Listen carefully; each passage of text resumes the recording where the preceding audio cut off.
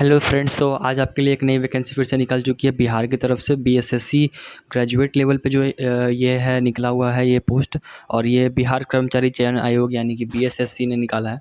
तो ये आज की वैकेंसी है। तो ये आपका जो दिनांक है, ये ऑनलाइन जो इसका रजिस्ट्रेशन है वो आपका जो है वो शुरू हो जाएगा आपका 18 तारीख से लेकर के 17/9 तक, यानी कि 18 अगस्त से लेकर के 17 सितंबर तक आपका इसका जो है वो फॉर्म फिलिंग चलने वाला है। तो इसकी जो बेसिक जानकारियाँ हैं, कितने पद हैं, क्या-क्या इसमें हैं, क्या वेतन रहेगा, वो सभी चीज़ें आपको इस वीडियो में पूरी तरीके से जानकारी मिलेगी।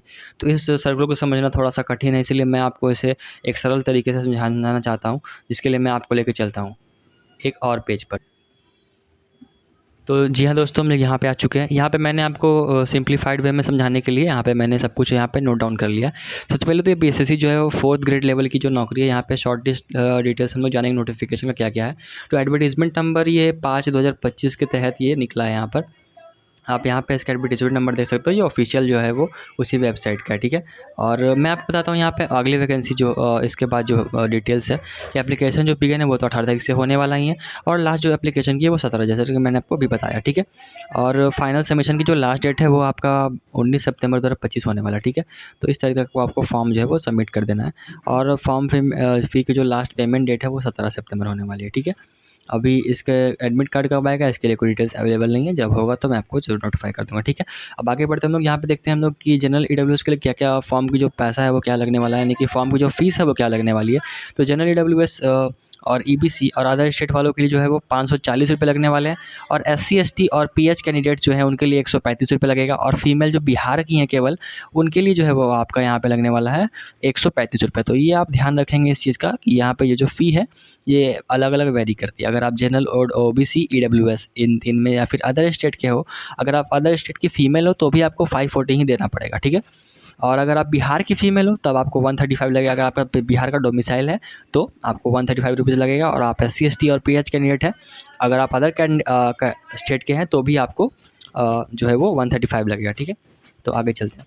अब देखते हैं हम लोग पे एग्ज़ामिनेशन फ़ी आप ये पे कर सकते हैं ग्रेजुएट लेवल की, और इसमें जो टोटल वैकेंसीज़ है वो अच्छी खासी वैकेंसी है, यानी कि 1481 पोस्ट है, यानी कि ये काफ़ी अच्छा है भाई, 1481। सो ये एक अच्छा नंबर ऑफ़ पोस्ट है।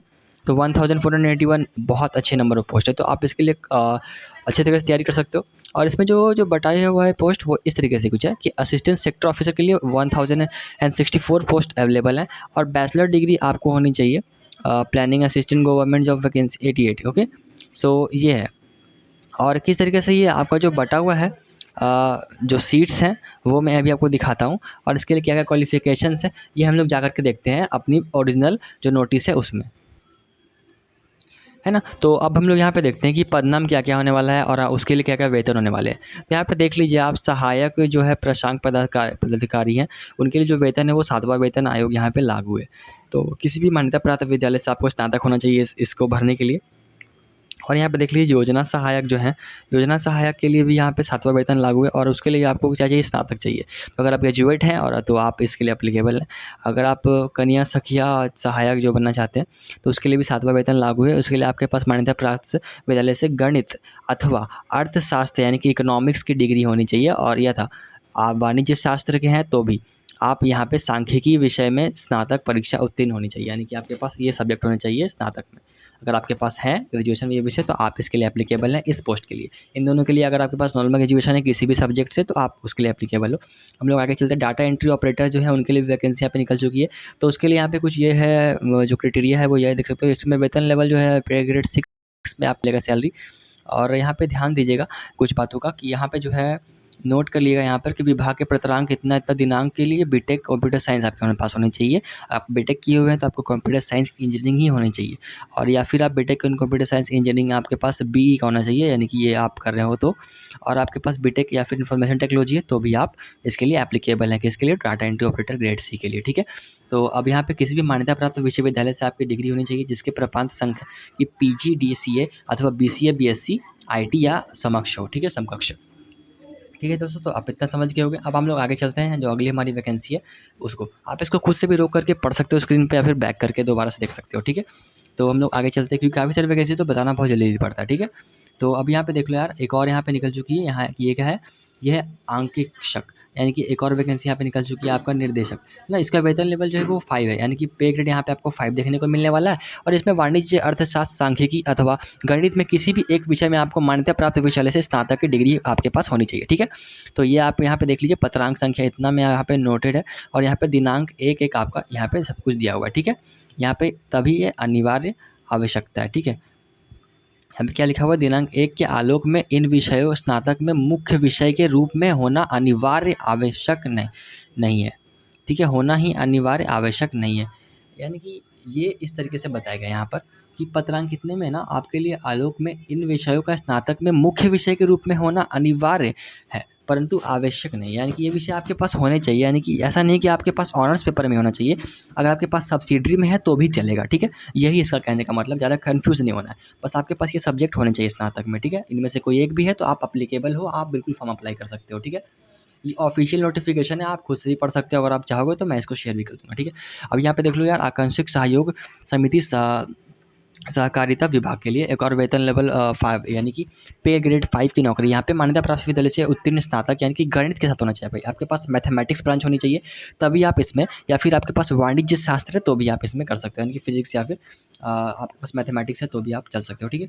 हम लोग आगे चलते हैं, यहाँ पे देख लीजिए किस तरीके के जो पद की जो यहाँ पे विभाजन किया गया पदों का, वो देखिए। आरक्षित के लिए 572, और उसमें कुछ यहाँ पर जो भी दिया हुआ है सामान्य प्रशासनिक विभाग के लिए यहाँ पे 102, यानी कि 35% शैक्षणिक आरक्षण तहत महिलाओं हेतु आरक्षित पद, यानी कि ये देखिए, ये जो है वो 35% जो है वो यहाँ पे विमेंस को जो है, महिलाओं को जो है वो आरक्षण दिया गया है सीट्स के मामले में, यानी कि 35% सीट्स आप लोगों के लिए रिजर्व कर दी गई हैं बिहार गवर्नमेंट के द्वारा।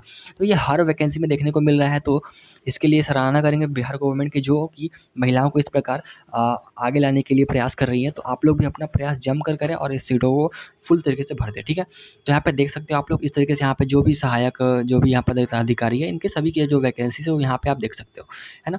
यहाँ पे देख लो आप, इस तरीके से यहाँ पे जो ये सब कुछ शो किया हुआ है, यहाँ देखो। और यहाँ पे दिखाता हूँ मैं, एक मिनट रुक जाइए, है ना। और तो यहाँ पे ये सभी चीज़ें शो की हुई हैं, यहाँ देख लीजिए आप। इस तरीके से यहाँ पे बताया गया पूरी तरीके से आपको यहाँ पे, और यहाँ पर जो है वो आपका ऊपर में ये देखिए 35% आरक्षण आपको दिया जा रहा है यहाँ पे महिलाओं को, है ना। और भी कई सारी चीज़ें हैं यहाँ पर, ये देखिए। सबसे पहले यहाँ पे ये आप पढ़ लो, अनारक्षित, यहाँ पे पिछड़ा वर्ग किसके लिए कितनी सीट्स है वो यहाँ पे सब कुछ दर्शाया गया है, ठीक है। अब यहाँ पे देख लो, यहाँ पे पिछड़े वर्ग महिलाओं के लिए एक है, यहाँ पे योजना सहायक में, और यहाँ पे कन्या सखिया में यहाँ पे एक भी नहीं है, और इस तरीके से आप देख सकते हो, ठीक है। और यहाँ पे जो है अनारक्षित के लिए 572 पूरे मिला करके, और उसके बाद 200 यहाँ पे सीट्स हैं, और यहाँ पे 26 सीट्स हैं अनारक्षित के लिए, 575 में यहाँ पे 26 है, और यहाँ पे 0 सीट्स हैं क्योंकि इसमें वैकेंसी नहीं है इसके लिए, ठीक है। तो इस तरीके से कुछ हमारी होने वाली है, आप इस तरीके से इसको देखते रहो, डाटा ऑफ आर्टिकल कितना है जो है इन सभी के लिए कुल पद। अब इन कुल पदों की संख्या जो है वो यहाँ पे जोड़ दी गई है, और वो आप देख सकते हो कि 1481, यानी कि ये आपके कुल मिलाकर जो पद बन रहे हैं वो है, ठीक है। और इस तरीके से आप आगे बढ़ोगे तो यहाँ पे देखो, ये नोटिस काफ़ी लंबा है, इसीलिए मैं तेज़ी से पढ़ा रहा था कि आपको जल्दी समझ में आ पाए, ठीक है। राज्य के मूल मानसिक, सबसे पहले यहाँ पे देखिए, राज्य के मूल निवासी बेचर मार्ग दिव्यांग मात्र के लिए शैक्षणिक आरक्षण अनुमान्य है, ठीक है। तो शैक्षणिक जो आरक्षण यानी कि परसेंटेज में जो आपको आरक्षण मिलेगा वो दिव्यांगजन है जो उनको मिलेगा, और जो मूल निवासी दिव्यांगजन उन्हीं को मिलेगा, और मूल निवासी जो बिहार के हैं 35% आरक्षण उन्हीं को मिलेगा महिलाओं को, ठीक है। तो मूल निवासी बिहार के होने चाहिए आप महिला हैं तो, तभी आपको यहाँ पे आरक्षण मिलेगा, यानी कि डोमिसाइल इज़ लागू। तो डोमिसाइल यहाँ पे लग चुका है पूरी तरीके से। अब यहाँ पे देखिए, उपयुक्त तो सभी रिक्तियाँ औपबंधिक जो घट बढ़ सकती है, यानी कि ये देखिए, ये जो वैकेंसीज है ये घट भी सकती हैं और बढ़ भी सकती हैं, तो ये यहाँ पे साफ साफ दर्शा दिया गया है, तो आप खुद से भी यहाँ पे पढ़ सकते हो। ये ऑफिशियल नोटिस है, मैं बार बता रहा हूँ, ये ऑफिशियल नोटिस है ये, ओके। अब लोग आगे देखते हैं उम्र सीमा क्या क्या होने वाली है। तो उम्र सीमा जो है वो आपकी कब से तय होगी, ये 1/8/2025 से के आधार पर आप एज जो है वो कैलकुलेट करेंगे। एज कैलकुलेट करने के लिए आपको कुछ नहीं करना है, सीधा जाके आपको क्रोम पे लिखना है एज कैलकुलेटर, वहाँ पे आपको ये वाली डेट एंटर कर देनी है, 1/8/2025 से लेकर के अपनी डेट ऑफ बर्थ एंटर कर देनी है, जो आपकी डेट ऑफ बर्थ है। उसके बाद ये आपको एज कैलकुलेट कर दे देगा, और उसके बाद आप जान पाओगे कि आप एलिजिबल हो या नहीं हो, ठीक है। तो आगे बढ़ते हैं हम लोग, यहाँ देखिए, तो आपको 1/8/2025 से आपको जो है वो कैलकुलेट करना होगा एज, ठीक है। ठीक है, समझ में आया आपको ये बात, ठीक है। अब आगे बढ़ते हैं, ये देखिए, अब आरक्षित के लिए जो एज लिमिट है, जो एज की जो यहाँ पे दी गई है वो 37 है, यानी कि जो जनरल होंगे उनके लिए 37 होगी पुरुष के लिए, और पिछड़ा वर्ग एवं अत्यंत पिछड़ा वर्ग यानी कि ओबीसी के लिए जो है वो 40 वर्ष जो है वो आपको मिलेंगे, ईबीसी और ओबीसी दोनों के लिए, ठीक है। तो यहाँ पे 40 वर्ष यानी कि 3 ईयर्स का जो एज रिलैक्सेशन है वो आपको दिया गया है ईबीसी और ओबीसी जो कि स्टेट के होंगे, ठीक है। और अनारक्षित महिलाओं के लिए 40 वर्ग है, यानी कि अगर आप अनरिजर्व वुमेन में भी आते हो, अगर आप बाहर के भी हो और आप फॉर्म यहाँ पे फिलअप करो तो भी आपको 40 ईयर्स तक का जो है वो एज लिमिट यहाँ पे दिया गया है बिहार गवर्नमेंट की तरफ से। So that is a good step towards that. Okay, तो यहाँ पे अनुसूचित जाति एवं अनुसूचित जनजाति यानी कि पुरुष एवं महिलाओं के लिए 42 है, ठीक है। तो अगर आप SC/ST से बिलोंग करते हो तो 42 है महिला पुरुष दोनों के लिए। समझ में आया आपको? तो ये था हमारे पास, ठीक है। अब उपयुक्त कोटिवार उम्र सीमा के अतिरिक्त 10 वर्ष की छूट है ना, सभी कोटियों यानी कि अगर दिव्यांग अभ्यर्थी हैं तो उनके लिए एक और है कि 10 वर्ष यहाँ पे सभी कोटि यानी कि ऊपर में कोई भी कोटि है तो उसमें आपको 10 वर्ष की छूट मिलेगी। आरक्षित अनारक्षित नहीं मतलब है उससे। अगर आप PH कैंडिडेट हो तो आपको यहाँ पे 10 वर्ष की और एक्स्ट्रा छूट मिलेगी, यानी कि मान लो आपका अभी ईयर्स यहाँ पे मान लो यहाँ पे 37 ईयर्स था तो आपके लिए 47 ईयर्स तक है जो दिव्यांग लोग हैं, ठीक है। आयोग द्वारा मैट्रिकुलेशन या समतुल्य प्रमाण पत्र के अंकित उम्मीदवार की जन्म तिथि मान्य होगी, यानी कि आपकी जो डेट ऑफ बर्थ है वो कब से यहाँ पे जो वैलिडेट की जाएगी, वो आपके 10th के सर्टिफिकेट में जो डेट ऑफ बर्थ होगी उसी से यहाँ पे आपका पहचान होगा और वैलिडेशन होगा। यहाँ पे और भी बहुत सारी चीज़ें आप वो पढ़ सकते हो, ठीक है। तो मैं आपको इंपॉर्टेंट कौन सी बता देता हूँ जल्दी आगे आगे चल करके। या देखो, उपयुक्त परीक्षा के लिए ऑनलाइन आवेदन पत्र भरने वाले अभ्यर्थी अपनी जाति के अनुरूप आरक्षित कोटि को सही एवं स्पष्ट रूप से ही उद्धृत करना अनिवार्य होगा, यानी कि आप अपनी जो कैटेगरी चुनोगे वो बहुत ही ध्यान से चुनिएगा क्योंकि यहाँ पे नोटिस में ये दे दिया गया है, ठीक है। अब आप देख लीजिए यहाँ पर कि परीक्षा की प्रकृति क्या होने वाली है, तो ऑब्जेक्टिव एग्जाम होगा आपका, पूरे तरीके से ऑब्जेक्टिव एग्जाम होगा। तो परीक्षा संचालित जो नियमावली 2010 के आलोक में 40,000 के अधिक आवेदन प्राप्त होने पर प्रारंभिक परीक्षा आयोजित की जाएगी, यानी कि अगर 40,000 से ऊपर आवेदन प्राप्त होते हैं तो आपकी जो है परीक्षा वो है वो प्रारंभ कर दी जाएगी। तो अब यहाँ पे आगे देख लो, सामान्य अंक प्राप्त करने वाले अभ्यर्थी को उनकी मेधा सूची के अनुसार A to Z पर जो है आपको किया जाएगा यहाँ पे, ठीक है।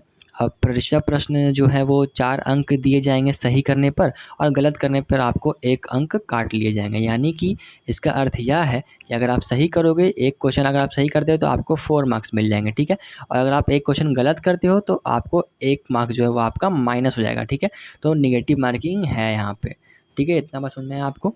तो कुल जो परीक्षा होने वाली है ना वो आपकी कब की होने वाली है, 2 घंटे की जो परीक्षा होगी वो होगी 2 घंटे 15 मिनट की, ठीक है। तो 2 घंटा 15 मिनट की जो है वो परीक्षा होने वाली है। प्रारंभिक परीक्षा भाषा जो है आपको हिंदी इंग्लिश दोनों चुन सकते हो आप। जो सिलेबस है वो यहाँ पे आप देख लो, यहाँ पे सिलेबस आप यहाँ पे देखना, यहाँ पे सिलेबस मैं चला दूंगा, आप बढ़िया तरीके से सिलेबस को देख लेना, स्क्रीनशॉट लेना होगा स्क्रीनशॉट ले लेना, और अगर आपको ये PDF चाहिए तो ये भी आप ले सकते हो डाउनलोड करके, ठीक है। अब देखो यहाँ पे, ठीक है, मैं चला रहा हूँ यहाँ पे सिलेबस, आप देखते रहना, है ना। ये सब यहाँ पे सिलेबस है, आप देख लो, ठीक है। इस तरीके से यहाँ पे सिलेबस है, ओके।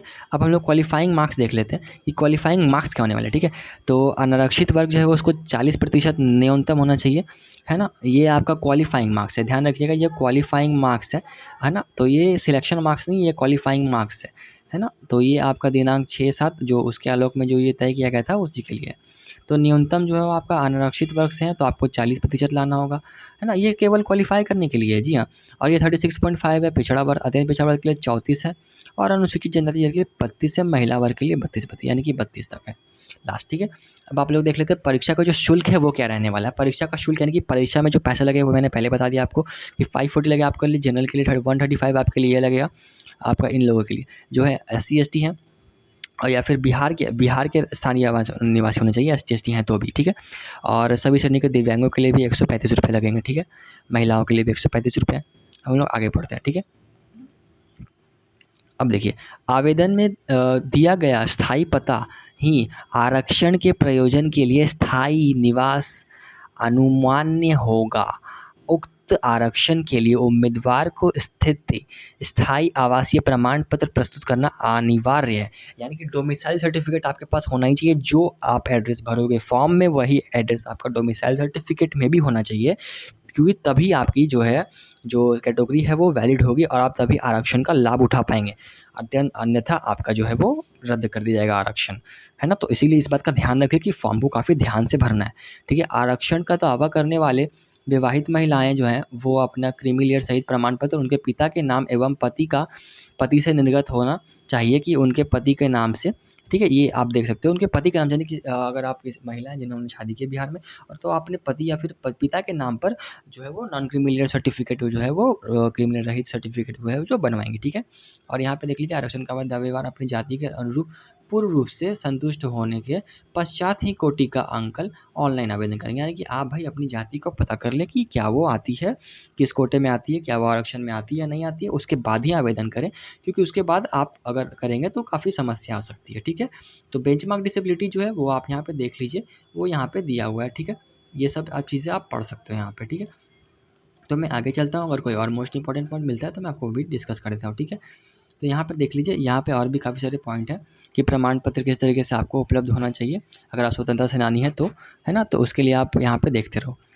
ठीक है, विवाहित महिलाओं के लिए भी यहाँ पे लिखा हुआ है ना, मैट्रिकुलेशन प्रोविजनल प्रमाण पत्र ऑनलाइन, ये सभी चीज़ें आप देख लो।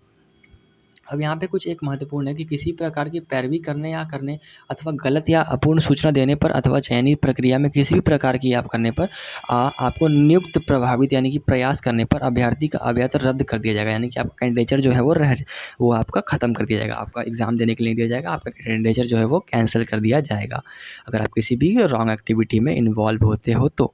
एक अभ्यर्थी यानी कि आप एक ही आवेदन कर सकते हैं। कई लोग पूछते हैं कि कितना आवेदन कर सकते हैं, तो यहाँ पे साफ-साफ लिख दिया है बिहार गवर्नमेंट ने कि यार आप एक ही बार आवेदन करें, आपको एक ही बार आवेदन करने का मौका दिया जाएगा। ठीक है, आप 2 बार नहीं कर सकते, आपको एक ही बार दिया जाएगा। ठीक है, एक ही ऑनलाइन आवेदन भर सकते हैं आप।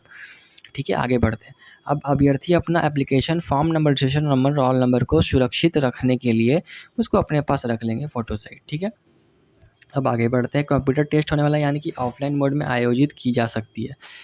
ठीक है, सामान्य प्रशासनिक विभाग पटना अनुसूचित, या तो कंप्यूटर टेस्ट होगा या फिर ऑफलाइन मोड में ये परीक्षा कंडक्ट की जा सकती है। जो भी होगा आपको बाद में बताया जाएगा। ठीक है, बायोमेट्रिक थंब इम्प्रेशन ये सब आपका कैप्चर होगा। ठीक है, अब एक मेन इंपॉर्टेंस की जो आपका ऑनलाइन आवेदन की प्रक्रिया है वो 18 से आपका स्टार्ट हो जाएगा, है ना, 18 अगस्त से, यानी कि कुछ दिनों के बाद ही आपका आवेदन जो है वो लेना स्टार्ट कर दिया फॉर्म फिलिंग, तो आप उसमें फॉर्म फिलिंग भर पाओगे।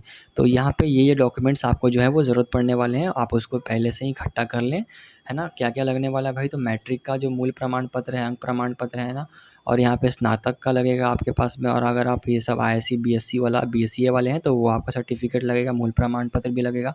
स्थायी निवास आवासीय प्रमाण पत्र तो ये आप बनवाने के लिए डाल दें, है ना। आर्थिक वाला सभी चीज़ें आप यहाँ पे जो भी दिख रही है, दिव्यांग संबंधित प्रमाण पत्र, अधिकतम उम्र सीमा में छूट के लिए जो है वो आप यहाँ पे अप्लाई कर दें अपना सर्टिफिकेट, ताकि आपको फॉर्म फिलिंग में आसानी हो, क्योंकि बाद में काफ़ी समस्याओं का सामना करना पड़ सकता है।